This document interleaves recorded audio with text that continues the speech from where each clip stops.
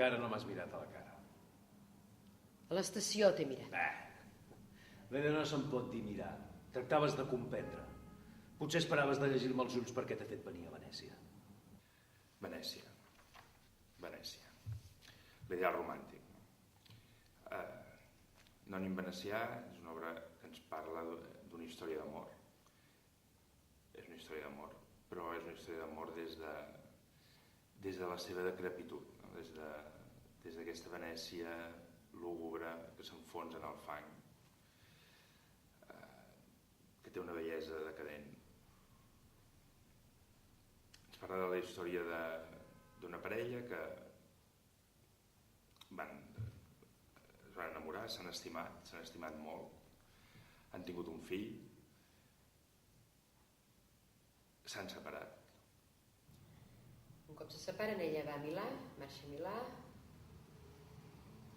comença una nova vida, coneix un home i passen 8 anys i en aquests 8 anys no sap res de la seva antiga parella. I llavors, un dia, ell la truca i li diu que han de parlar i la fa venir a Venècia. I per què m'has fet venir a Venècia? Què en pensa el teu advocat? Per fi em mires. Com em trobes? Si és per en Giorgio que m'has Què fet venir. surts ara? T'he preguntat com em trobes. No em llegeixes a la cara els signes del meu destí? És el mateix de sempre. I ella està a la defensiva perquè es pensa que l'ha fet venir per parlar de la custòdia del fill que tenen en comú. I ell sí que vol parlar del nen, però bàsicament el que vol fer és passar un dia amb ella, recordar com eren i retrobar els llocs especials.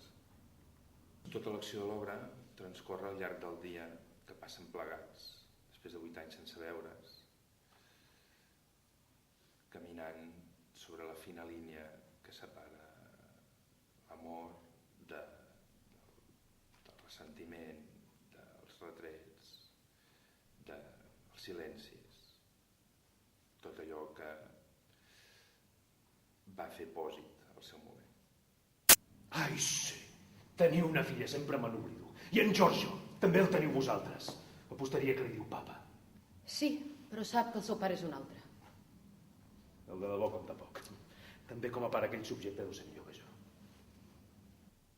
L'obra parteix d'un concepte romàntic que diu que per més voltes que doni la vida, nosaltres tenim el destí lligat al de la persona que estimem o a l'única persona que hem estimat. Nosaltres que vivim en una societat tan individualitzada i tan individualista i que això d'alguna manera ho té tan superat, podem trobar patètics aquests personatges i sobretot alguns dels seus comportaments, però la volta a la història se li dona quan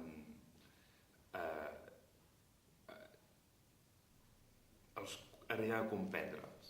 És a dir, hi ha un gir a la història i entenem que podem arribar a entendre tot el que ha passat fins aleshores i per tant passem de jutjar-los a entendre'ls, a estar amb ells.